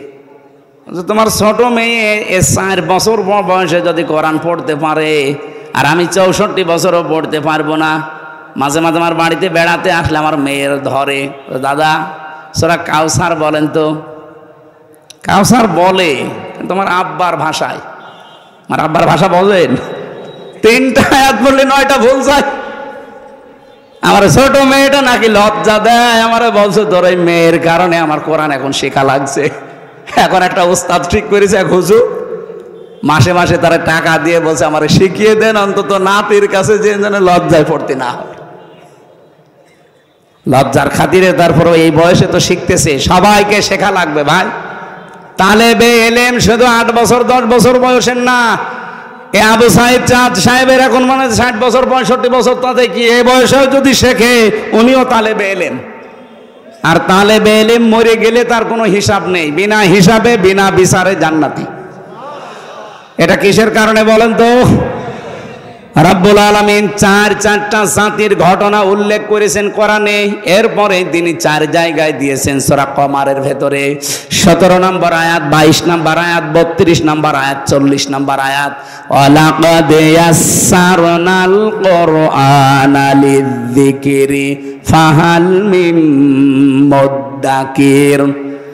অবশ্যই আমি আমার এই কোরআনকে তোমাদের জন্য সহজ করে দিয়েছি, বোঝার জন্য, পড়ার জন্য। ফাহাল মিন মুদ্দাকির, এখান থেকে উপদেশ নেওয়া সহজ। কেউ কি আছো যে কোরআন থেকে উপদেশ নিতে পারো? কে বলছেন? বলেন বলেন। আমি পুরা আয়াতগুলো তাফসীর পড়ে দেখেছি সূরা কমারের। আল্লাহ এত বেশি আফসোস করেছেন এই আয়াতগুলো নিয়ে যে আমার বান্দাদের প্রতি আফসোস আমার। ফাল মিন মুদ্দাকির, এত সহজ করে দিলাম আমার এই বাণীটা, আমার এই কালামটা, এরপরও দেখি আমার অনেক বান্দা বান্দি না, এর কাছে আসে না, উপদেশও নেয় না। আমরা যে যেই বয়সের আছি ভাইরা, দল মত এই মুহূর্তে সব বাদ। আমি আল্লাহর কালামে 1 মাসে না শিখে মরতে চাই না। কি কথা বলেন না কেন? পুলিশ ভাইদেরকেও বলছি সময় পেলে আগে এটা শিখে নেন। বয়স আপনার যাই থাক, এটা শেখাই লাগবে।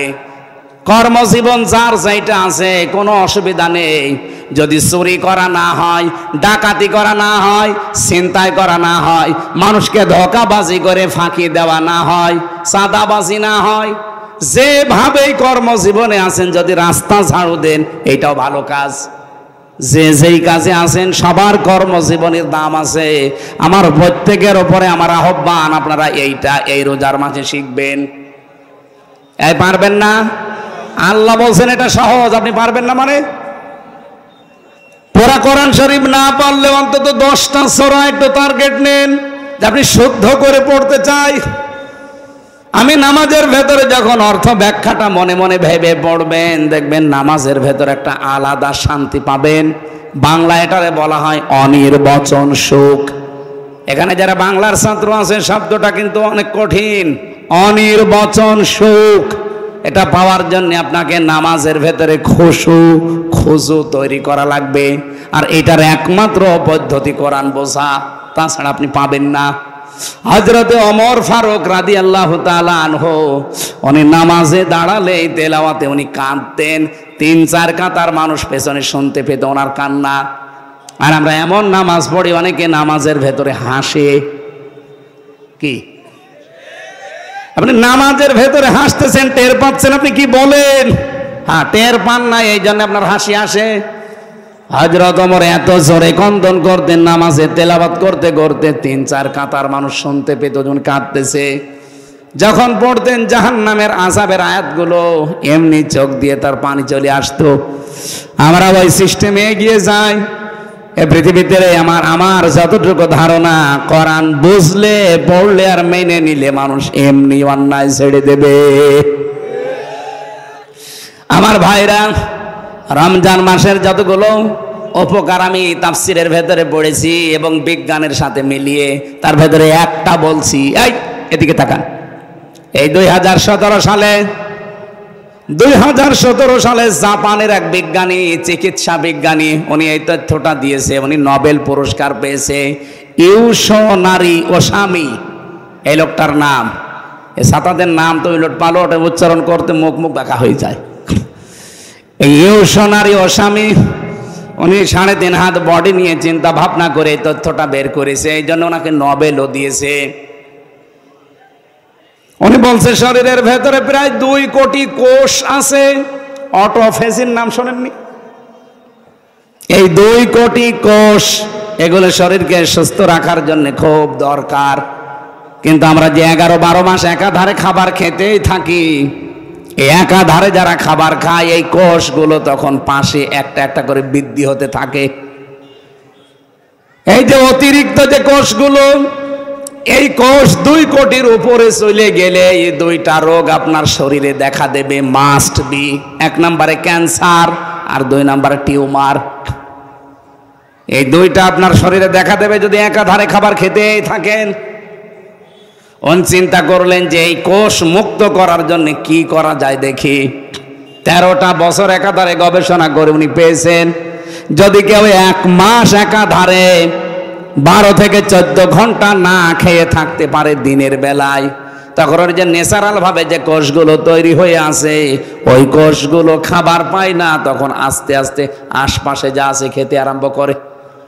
ওই বৃদ্ধি হওয়া অতিরিক্ত কোষগুলো তখন খেয়ে খেয়ে 1 মাসের ভেতরে পোড়াটা সাবাড় করে ফেলে। এই মানুষটাকে তখন ক্যান্সার এবং টিউমার থেকে আল্লাহ বাঁচিয়ে দেন। চিন্তা করলেন তথ্য পাওয়া যায় কোথায়? 4,500 ধর্মগ্রন্থ আছে দুনিয়ায়। কত? 4,500। অধিকাংশগুলো উনি মিলিয়ে দেখলেন যে কোনো তথ্য পাওয়া যায় কিনা ধর্মীয় গ্রন্থে। সর্বশেষ তিনি আমাদের মুসলমানদের কোরআনে সূরা বাকারার 284 নম্বর আয়াতের শেষের অংশে তিনি পেয়েছেন ওয়া আনতাসুমু খায়রুল লাকুম, তোমরা যদি রোজা রাখো তোমাদের জন্য ভালো হবে, উপকার হবে। এই যে খায়রুল লাকুমের ব্যাখ্যায় আমি পেয়েছি আল্লাহ 27টা বিধান এখানে দিয়েছেন উপকারের জন্যে। কেউ যদি রোজা রাখে দুনিয়াতে তার কমপক্ষে 27টা উপকার হয়, আর আখেরাতে হয় 9টা। সুবহানাল্লাহ বলতে পারেন না? আর বিজ্ঞানী উনি যতগুলো পেয়েছে তার ভেতরে 1 নম্বরে আপনাকে ক্যান্সার, টিউমার এগুলো থেকে যদি মুক্ত হতে হয়, এই রক্তের ভেতরে কমপক্ষে 5 প্রকার ক্যান্সার হচ্ছে এখন। কয় প্রকার? 5 প্রকার ক্যান্সার আমাদের রক্তের ভেতরে এখন হচ্ছে। 2 নম্বরে টিউমার হয় 2 প্রকার, একটা ভেসে ওঠে শরীরে, একটা ভেতরে থাকে। এই যে আমার একটা ভেসে উঠেছে, অনেকের হয়তো ভেসে ওঠে শরীরে, অনেকের ভেতরে থাকে। এটা থেকে মুক্ত হওয়ার একটাই রাস্তা আছে, এই রোজা। এছাড়া কোনো বিধান আর পৃথিবীতে নেই। কারণ মুসলমানদের এই ধর্মের ভেতরে যেটা পাওয়া যায়, 1 মাস একাধারে দিনের বেলায় কমপক্ষে 30 দিন আমাদের না খেয়ে থাকা কি ফরজ? বলেন বলেন। এটা ফরজ আল্লাহ এমনি করেননি। যতগুলো ফরজ নিয়ম আমি কোরআনে পেয়েছি, কোন ফরজ নিয়মের আগে আমার আল্লাহ কাতাবা আমি পাইনি। কিন্তু রোজার কথা বলতে গিয়ে আল্লাহ কাতাবা দিয়েছেন, ইয়া আইয়ুহাল্লাযীনা আমানু কুতিবা আলাইকুমুস সিয়াম। ও হে যারা ইমানের দাবি করো, রোজা নামে এই বিধানটা কিন্তু আমি আল্লাহ ফরজ করে দিয়েছি, এমনি না, লিখে দিয়েছি। আজকের এই জমিনটা যদি আমি চাঁদ সাহেবকে বলে জান দিয়ে দিলাম, আমার কথার কোনো মূল্য আছে না। কিন্তু যদি বলে এটা লিখে দিলাম, সই স্বাক্ষর করে, এই যে দলিল আছে নেন স্টাম্প করা, এই জায়গার দাম নেই। আমি তো মানুষ একই, আগে শুধু মুখ দিয়ে বললাম কোনোই দাম নেই, আর পরে আমি লিখে দলিল করে দিয়েছি এই জমির দাম এখন 10 লাখ। এই কথা বলছেন না কেন? লোক আমি একই, বিধানও দিয়েছি একই জিনিসের, কিন্তু একটা লিখিত আর একটা মুখের বলা। আগেরটার কোনোই মূল্য নেই মানুষের কাছে, পরেরটার মূল্য কত লাখ। আল্লাহ বলেন আমি দুনিয়ার অন্যান্য ফরজগুলো জিবরাইলকে বলেছি যা বলে দে, কিন্তু রোজা এটা আমি আরো সে নিয়ে এসে লিখে দিয়েছি 6 মাস। কয় মাস? 6 মাস উনি রোজা দিয়েছিলেন। শুধু মুসা নবীর সাথে দেখা হওয়ার কারণে বারবার উনি ফিরিয়েছে যে যান একটু কমিয়ে নেন। উনি 5 বার গিয়ে 5 মাস রোজা কমিয়েছেন, আর 1 মাস ছিল। ও মুসা নবী বলে না, আপনি আবার যান। আমার উম্মতের উপরে মাত্র একটা রোজা ফরজ ছিল, তাই তারা করতো না বছরে, আর আপনি 6 মাস রোজা পেয়ে আনন্দে আছেন। আপনার উম্মত পারবে না, তাড়াতাড়ি যান যেন কমিয়ে দেয়। বিশ্বনবী বলেন মুসা আমি আর পারবো না, আমি বারবার আল্লাহর কাছে যাই, কমিয়ে দেয়। আমার লজ্জা করে এখন, যার কতবার যাব। যা দিয়েছে থাক। সঙ্গে সঙ্গে জিবরাইল এসে বলে হে রাসূল, আল্লাহ কিন্তু সিদ্ধান্ত নিয়ে লিখে দিয়েছিলেন 6 মাসই। শুধু আপনার কনসিডারের কারণে এগুলো আল্লাহ কমিয়েছে। আল্লাহ যেটা লেখে ওইটা ফাইনাল, ওটার কোনোদিন নড়ন চড়ন পরিবর্তন, আরো জোরে বলেন, পরিবর্তন হবে। যেহেতু আমি লিখেই ফেলেছি, ও আর কোনো কাটাকাটি নেই। আপনার উম্মতদেরকে যে বলবেন ওরা যদি 1 মাসও হক আদায় করে রোজা রাখতে পারে, আমি আল্লাহ 6 মাস রোজা রাখার সওয়াব তাদেরকে দিয়ে দেব। এই জন্য সেই সুযোগ এখন চলছে। কত মানুষ দোহাই দেয়, হুজুর আমার গ্যাস, আমি পারি না। আরে শয়তান, রোজা রাখলে গ্যাস আরো ভালো হয়। যারা বলে আমার ডায়াবেটিস, আপনার কি ডায়াবেটিস আমার চাইতে বেশি? জেলখানায় 3 বছরে আমার ডায়াবেটিস 27, অথচ 3 দিন রোজা রেখে মনে হচ্ছে যে আমি আরো ভালো আছি। আপনি রোজা রাখলে বিজ্ঞান এখন বলছে আপনার ডায়াবেটিস কন্ট্রোলে চলে আসবে। আল্লাহর চাইতে তো বড় বিজ্ঞানী আপনি না। শরীরের অতিরিক্ত এই যে ক্ষতিকারক যে কোষগুলো, এগুলো খেয়ে খেয়ে আপনাকে সুস্থ রাখবে। এই জন্য সুস্থ যদি থাকতে চান রোজা রাখা লাগবে। এ পৃথিবীতে একজন মানুষের জীবনী পড়েছি, তিনি সারা জীবনই সুস্থ ছিলেন, তাও 1 দিন 2 দিন না, 950 বছর। হযরত নূহ আলাইহিস সালাম, তার পুরা জীবন পড়ে তাফসিরে আমি দেখেছি তিনি সারা জীবনই রোজা রেখেছেন, এই জন্য তিনি সুস্থ ছিলেন। সুবহানাল্লাহ বলতে পারেন না?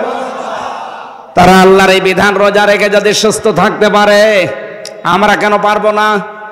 আজকে থেকে যারা রোজা রাখেন না, খুব ভালো করে সতর্ক থাকবেন। মেয়েদের শুধু ওই 3 দিন 5 দিন 7 দিন 10 দিন যেগুলো শরীর খারাপ থাকে, ওই কয়টা দিন বাদ দিয়ে বাকি দিন রোজা রাখা লাগবে। আপনি দেখেছেন চিন্তা করে, মেয়েরা নামাজ পড়ে না শরীর খারাপ হলে, কিন্তু ওই নামাজ আর পরবর্তীতে পড়াও লাগে না, মাফ। কি পরবর্তীতে পড়া লাগে না? আর পড়া লাগে না, মাফ। আপনি যদি 10 দিনও অসুস্থ থাকেন, 1 দিনও নামাজ পড়া লাগবে না, আর পরবর্তীতে ওটা কাজাও করা লাগবে না, আপনার পুরাটা মাফ। কিন্তু কোন মানুষ যদি রোজা, এই যে মেয়েরা যারা রাখতে পারেন না, আপনার কিন্তু কাজা করা লাগবে, মাফ নেই। যে 3টা রোজা 5টা রোজা শরীর খারাপের কারণে রাখতে পারেন নাই, বাকি 11 মাস মিলে এই 5টা রোজা করা লাগবে, বাধ্যতা। না করলে আপনার গুনাহ হবে। তাহলে পৃথিবীর একমাত্র বিধান যেটা কাজা করা লাগে, সুবহানাল্লাহ বলতে পারেন না? সম্মানিত মা বোনেরা, মেয়েদের শরীর যখন খারাপ হয়, যদি 10 বছরে হয় 10 বছরের রোজা ফরজ, যদি 12 বছরে হয় 12 বছরের রোজা ফরজ, যদি 15 বছরে হয় 15 বছরের রোজা ফরজ। আর ছেলেদের যেদিন স্বপ্ন দোষ হয় ওই দিন থেকে, এটা যদি 10 বছরে 12 বছরে 15 বছরে হয়, তো ওই সময় থেকে রোজা ফরজ। আমি কথা বোঝাতে পেরেছি? হ্যাঁ, ঠিক আছে। আল্লাহ রাব্বুল আলামিন বলেন, এটা আমি শুধু লিখে দিয়েছি তোদের জন্য না, কামা কুতিবা আলাল্লাযিনা মিন ক্বাবলিকুম, তোদের পূর্বে যত জাতি এই পৃথিবী থেকে বিদায় নিয়েছে, প্রত্যেক নবীর উম্মতের উপরে রোজা ফরজ ছিল। লাআল্লাকুম তাত্তাকুন, আমি চাই তোরা তাকওয়াবান হবি। তাকওয়া অর্জন করার জন্য আমি আল্লাহ রোজা দিয়েছি। তাকওয়া কাকে বলে? বাংলাদেশের মানুষ বিশেষ করে আমরা একটু ভুল বুঝি, মনে করি বিশাল জব্বা গায়ে দিয়ে, পাগড়ি একটা মাথায় দিয়ে শুধু হো হো তাকওয়া হয়ে গেছে। না, তাকওয়া প্রতিটি জায়গায় আপনাকে সেট করা লাগবে। এই এদিকে তাকান, খলিফাতুল মুসলিমিন হযরত ওমর রাদিয়াল্লাহু তাআলা আনহু, তিনি রাষ্ট্রের কিছু কাজ করছিলেন, হিসাব করবেন একটা লম্প জ্বালিয়ে, বাতি জ্বালিয়ে। হঠাৎ রাতের বেলা প্রধান বিচারপতি উনি হযরতে আলী দেখা করতে আসলেন। হযরত ওমর বললেন, ভাই আলী, আপনি দেশের প্রধান বিচারপতি, রাষ্ট্রের কোনো কাজের কথা বলতে এসেছেন নাকি? বলছে, না, আমার পারিবারিক একটা বিষয় আপনাকে আমি একটু শেয়ার করতে চাই। আপনি যেহেতু দেশের দায়িত্বে আছেন, আপনি আমাদের অভিভাবক, এই জন্য আমার পারিবারিক একটা বিষয় একটা সলভ করতে এসেছি আপনার কাছে। হযরত ওমর সঙ্গে সঙ্গে যে বাতিটা জ্বলছিল উনি ফু দিয়ে লিভিয়ে দিলেন। হযরত আলী বলেন, কি? আমি প্রধান বিচারপতি, আমি এসেছি আপনার কাছে একটা মাসলা নেওয়ার জন্য পারিবারিক জীবনের, আর আপনি আমারে দেখে আরো বাতি জ্বালাবেন কি? আরো বাতি লিভিয়ে দিলেন আমার মুখের সামনে। আমি একটু অপমানিত হলাম। হযরত ওমর বলে, ভাই আলী, আপনি দেশের প্রধান বিচারপতি, ঠিক আছে, আপনি এসেছেন আমার সাথে দেখা করার জন্য, তাও ঠিক আছে।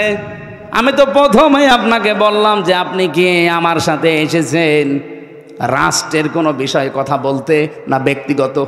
আপনি যেই বললেন যে ব্যক্তিগত পারিবারিক জীবন নিয়ে, তখন কিন্তু আমি বাতিয়ে লিভিয়ে দিলাম, কারণ আমি এতক্ষণ যা কাজ করছিলাম রাষ্ট্রের গুরুত্বপূর্ণ কাজ, এই জন্য রাষ্ট্রের টাকা খরচ করে এই তেল পুড়িয়েছি।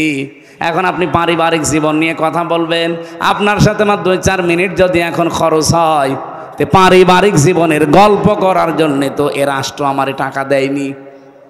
এটার নাম তাকওয়া। এটার নাম কি? এই তাকওয়া যদি বাংলাদেশে 1628 জন মানুষের ভেতরে তৈরি হয়ে যেত, বাংলাদেশটা আজকে সিঙ্গাপুরের উপরে চলে যেত। কোনো অভাব নেই এই দেশে, অভাব শুধু মানুষের তাকওয়ার। এই কথা বলেন না কেন? দরবেশের মতো মানুষ এত বড় দাড়ি নিয়ে 36,000 কোটি টাকা চুরি করিস, এর তাকওয়া আছে? এই জন্য তাকওয়া অর্জন করার জন্য যেহেতু রমজান এসেছে, আমি একটা উদাহরণ যা দিলাম, এইরকমগুলো যদি আমরা সেট করতে পারতাম, বাংলাদেশের প্রত্যেকটা দিক আর বিভাগে একটা দিক আর বিভাগও দুর্নীতি যুক্ত হতো না, সব দুর্নীতি মুক্ত হতো। তাকওয়া কারে বলে? যে চিকিৎসা বিজ্ঞান, আজ বাংলাদেশের চিকিৎসা যারা করে, বিশাল বড় বড় দাড়ি নিয়ে উনি লিখতেছে, অথচ ঔষধ কোম্পানির লোক এসে বলে, স্যার আমারটা লেখেন, আপনার জন্যে এরকম কিছু আছে। উনি তখন আস্তে করে ওনার ঔষধ লিখে আবার বলে দেয় যে পপুলারে যাবা। এই কথা বলেন না কেন? মাদারল্যান্ডে যাবা, অন্য কোনো জায়গায় পরীক্ষা করলে হবে না। আমি তো নিজের রাজশাহীতে পরীক্ষিত, এই কারণে আমি বলছি।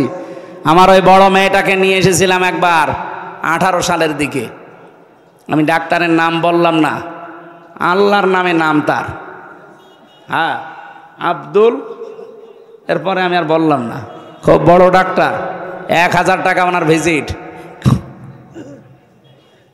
ওনারে লেখানোর পরে উনি একবারেই বলছে যে এই 10-12টা এইগুলো সব করে নিয়ে আস। উনি আবার লিখে দিয়েছে নিচে। চিন্তা করলাম এখানে একজন পরিচিত মানুষ আছে, আমি ওখানে যাব না, আমার জায়গায় যাই। আল্লাহ করে নিয়ে এসে দেখিয়েছি। আমি যাইনি, প্রথমে ম্যাডাম গেছে, ওটা না দেখে ছুড়ে ফেলে দিয়েছে। এখানে করতে বললাম, সেখানে না করে কেন? আপনার দরকার কি? আপনার রিপোর্ট ঠিক থাকলে সমস্যা কি? পরবর্তীতে যেখানে গিয়েছিলাম, ভাই এরকম সমস্যা করছে, এরপরে রাজশাহীর ডাক্তার ফাতেমা সিদ্দিকা আছে না, আপারে বললাম যে এরকম, বলছে যে আমি জানি, ওদের সাথে সব লাইন লাইন লাইন করা আছে। আপনার দাড়ি যত বড় হোক ভাই, আপনি 5 ওয়াক্ত না, তাহাজ্জুদ মিলে আরো 6 ওয়াক্ত নামাজ পড়েন, জীবনেও কোনো ইবাদত বন্দেগী আপনার কবুল হবে না, কারণ আপনার ভেতরে তাকওয়া নেই। এই কথা বলেন না কেন? এটা কি শুধু চিকিৎসা বিভাগে? প্রত্যেকটা বিভাগে। পুলিশদের ভেতরে এটা নেই না, সবাই না ভাই, পুলিশদের ভেতরে আমি আল্লাহর ওলি পেয়েছি। আমি যে পুলিশকে, যে ওসি সাহেবকে পড়াতাম কুষ্টিয়ায়, প্রথমে আমার সামনে 10 লাখ টাকা এসেছিল ঘুষ। ওই হিরোইন ধরা পড়েছে 1 কোটি টাকার, ও এসে তখন আমি এবার ঘুষের আয়াতি পড়াচ্ছিলাম, লা তাকুলু আমওয়ালাকুম বাইনাকুম বিল বাতিল, যে ঘুষ খাওয়া যাবে না। উনি এসে বলছে, স্যার এটা রাখেন হাদিয়াটা, আর আমার ওই জিনিসটা একটু ছেড়ে দিন। আমার দিকে একটু তাকিয়ে বলছে, হুজুর নেব। নেবেন মানে? আপনার পড়ালাম কি? আর ওই দিনই ঘুষের আয়াত পড়িস। বলছে যে তো ঘুষ না, এটা হাদিয়া। হাদিয়া, হাদিয়া আপনারা সরকার দেয় না? বলেন তো, এরকম হাদিয়া যদি ওনার মাসে 5টা আসে, আর বেতন নেওয়া লাগবে? ওই সময় দেখলাম, এই দেখে কোরআন শরীফ পড়াচ্ছিলাম, ওই সময় দেখলাম গরম দিলে, ওই বেটা আমি কোরআন শরীফ পড়ছি আর তুমি ওই জিনিস নিয়ে এসেছো, তাড়িয়ে দিলে ওই সময়। পরে নিয়েছ কিনা আমি জানি না, নিলেও নিতে পারে। কিন্তু এইরকম আল্লাহর ওলি 5টা যদি এরকম হাদিয়া পায় মাসে, ওর বেতনের কয় টাকা হয়? এই জন্য সব বিভাগে তাকওয়া দরকার। কি বলেন তো? আপনারা মন খারাপ করবেন কিনা আমি জানি না, নিজে দেখেছি এবং পড়ছি, শুনছি। এই জন্যে মাওলানা মতিয়ার রহমান নিজামী একটা আলেম মানুষ, উনি মন্ত্রী ছিলেন, উনি পুলিশ ছিলেন না, উনি মন্ত্রী ছিলেন, তাও 2টা মন্ত্রণালয় চালিয়েছে। মন্ত্রণালয় চালানোর পরে 26 টাকা বেশি হয়েছে, ওইটা সরকারকে ফেরত দিয়েছে। পৃথিবীর ইতিহাসে এই প্রথম। আপনি যে আল্লাহর অলি খুঁজে পান না, চলে যান সেই বরিশালে, সেই চট্টগ্রামে। আল্লাহর অলি এইটা না যে মন্ত্রণালয় চালানোর পরেও 26 টাকা মাত্র ফেরত দিতে পারে। তাকওয়া দেখার জন্য শুধু জব্বার পাগড়ি দেখলে হয় না, তাকওয়া এর নাম। তার কি প্রয়োজন ছিল না? তার বাড়িতে পরশুদিন গিয়েছিলাম, কি অবস্থা বাড়িটার, এখনো পর্যন্ত মাটির দেওয়াল আর টিনের চাল। একটা মেম্বারের বাড়ি আপনি পাবেন বাংলাদেশে এরকম, অথচ সে মন্ত্রী ছিল। আপনি ভাবতে পারেন বাংলাদেশে কত মন্ত্রী পেলাম, এই যে প্রতিমন্ত্রী ছিল একজন, তার 620টা বাড়ি। আমার মনে হয় এই 7 মাস যদি ওরা থাকতো আরো 100 বাড়ি বানাইতো। এত বাড়ি দিয়ে আপনি কি করবেন? ঠিক তো আগস্টের 5 তারিখে মালয়েশিয়া যে দেখলাম, ওখানে সাহেব পাড়া আছে, কিন্তু সাহেব পাড়ায় শয়তানরা থাকে না, সব হোটেলে থাকে। আমি যেই হোটেলে থাকি, নিচে নেমে দেখি 2জন চা খাচ্ছে। কি গো এখানে? হুজুর আমরা আগেই পালিয়েছি। কেন সাহেব পাড়ায় থাকবেন না? ওখানে থেকে মায়ের খাবো। এ দেশে বহু বাঙালি আছে, পিটিয়ে ভক্ত বানিয়ে ফেলবে। এই জন্যে সাহেব পাড়ায় যে ঘরগুলো আছে সব তালা মারা। আমরা থাকি চুরি করে, এই হোটেলে বের হই না। মাঝে মাঝে একটু হালকা নিচে নামি, এই কিছু খাওয়ার জন্য, আবার জায়গা মতো চলে যায়। বাইরে যে ওরা শান্তিতে নেই। তাকওয়া লাগবে ভাই এই দেশটাকে গড়তে হলে। এত ঋণের বোঝা হাসিনা আমাদের দিয়ে গেছে। ও সাদ সাহেব এমনি গালি দিয়েছে তারে। 1,10,000 টাকা ঋণ এখন এক একজন মানুষের উপরে। আমি যদি এখন জন্ম নেই কেউ, তার মাথার উপরে 1,10,000 টাকা ঋণ। কি নিয়ে গেছে চিন্তা করতে পারেন? 42,000 কোটি টাকা শুধু পাচার করেছে প্রতি বছরে। এই পাবনা পাশে না, এই নাটোরের পরে পাবনা, এই পাবনা রূপপুর থেকে ওনার বোন রেহেনা 76,000 কোটি টাকা মারিং কাটিং করেছে। একটা প্রকল্প থেকে যদি এই হয়, বাকিগুলো থেকে আপনি হিসাব করতে পারেন? আমার দেশ পত্রিকার রিপোর্ট, যাওয়ার দিন শুধুমাত্র 14টা ব্রিফকেস নিয়ে গেছে, কারোর সাথে কোনো কথা বলেনি। পাইলটকে বলেছে ব্রিফকেসগুলো উঠেছে, বলছে হ্যাঁ চলো। একটু কাওয়া কাকুকে যে বলে যাবে কাওয়া চলে যাচ্ছি, তাও বলেনি।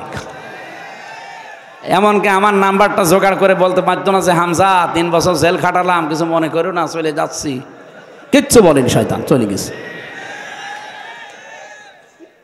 এখন মাঝে মাঝে স্ট্যাটাস দেয় যে আমি ঘরবন্দি হয়ে আছি, আমি একটা অনিরাপদ জায়গায় আছি। কেন এখন অনিরাপদ লাগে কেন?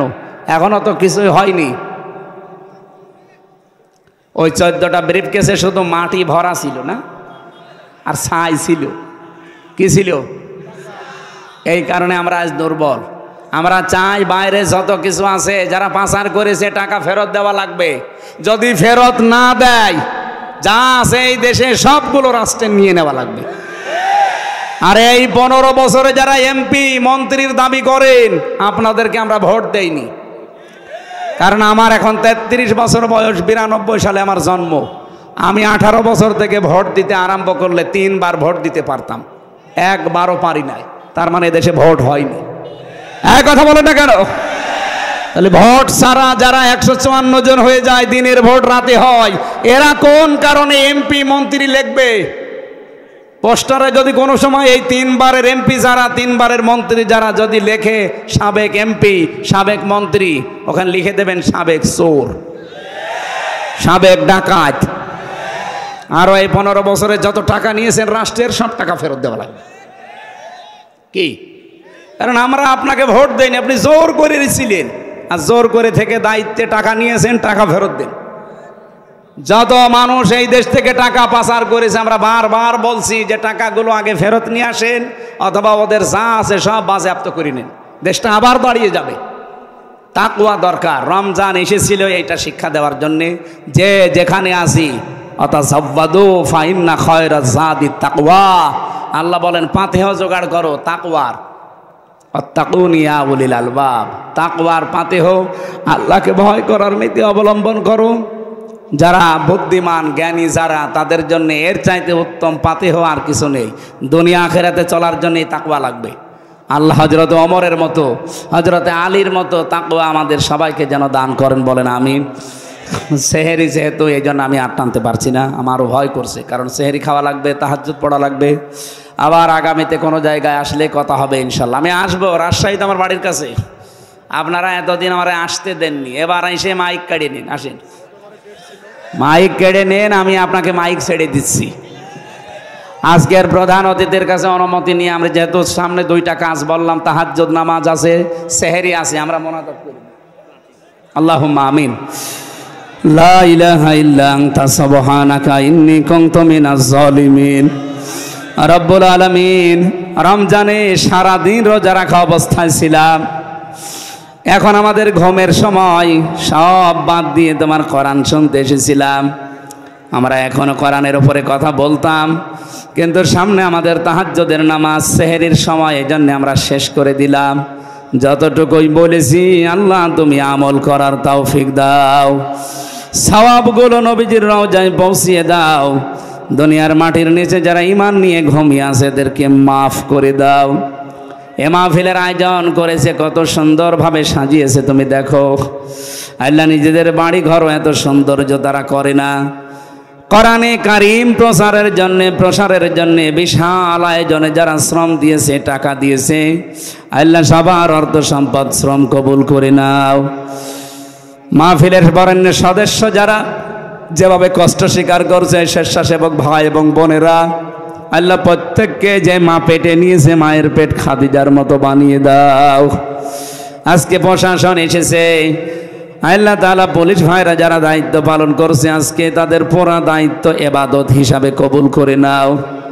আমাদের মাহফিলের সভাপতি, সহসভাপতি, বিশেষ করে প্রধান অতিথি আমার শ্রদ্ধাভাজন বড় ভাই আবু সাইদ চাঁদ ভাই, যত অতিথি এখানে এসেছে প্রত্যেককে তুমি ওমরের মতো কবুল করে নাও।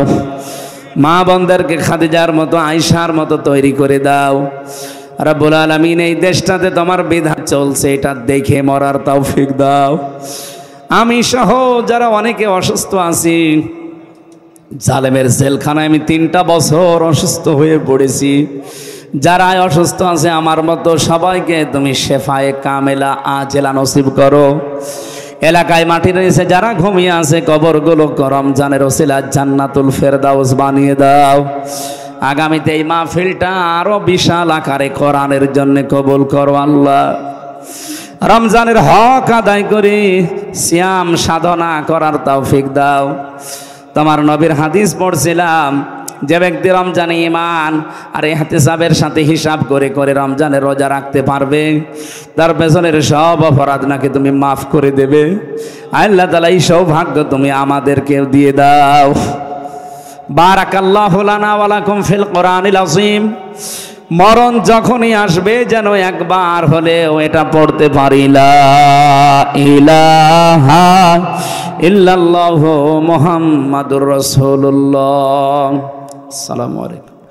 যান আস্তে আস্তে বাড়ি চলে যান, যে খাবার তাহাজ্জুদ পড়েন, সেহরি করেন, এরপর ফজরের নামাজ পড়েন, কর্মজীবন আছে সকালে। সম্মানিত উপস্থিতি, আপনাদেরকে সকলকে আজকের এই তাফসীর মাহফিল সফল করার জন্য মর্যাদা জানাচ্ছি আমাদের কমিটির পক্ষ থেকে। এ পর্যায়ে সভাপতির বক্তব্যের মাধ্যমে আমাদের আজকের এই তাফসীর কোরআন মাহফিল শেষ হবে ইনশাআল্লাহ। আসসালামু আলাইকুম ওয়া রাহমাতুল্লাহি ওয়া বারাকাতুহু।